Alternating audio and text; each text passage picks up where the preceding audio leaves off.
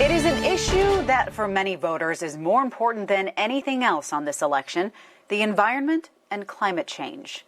As our Joe St. George tells us, President Trump and Joe Biden differ greatly on what should be done at the federal level and the impact no action may have on all of us. Here are two very different voters. We like clean air.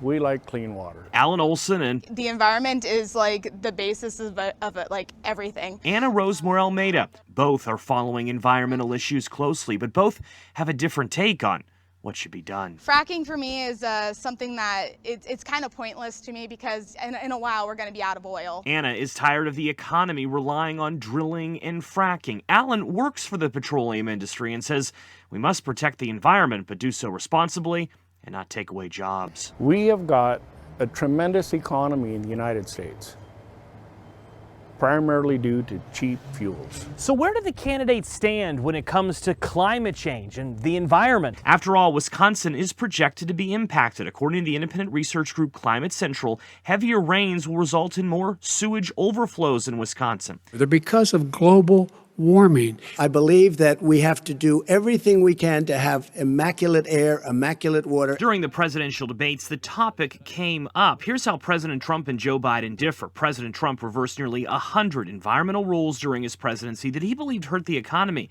He removed the United States from what he believes is an unfair Paris agreement meant to stop temperatures from rising by reducing emissions worldwide. But he did sign the Great American Outdoors Act, which both parties believe will protect federal lands for generations. Joe Biden, meanwhile, would rejoin the Paris Agreement once net zero emissions no later than 2050. And he supports parts of the Green New Deal, but says he would not ban fracking. So there's a lot at stake this election on a lot of issues. The environment is just one of them. But it's a big one for a lot of voters. If we keep relying on oil, then we're not going to be able to make a clean transition over. Environmental regulations have to be realistic. In Washington, I'm Joe St. George.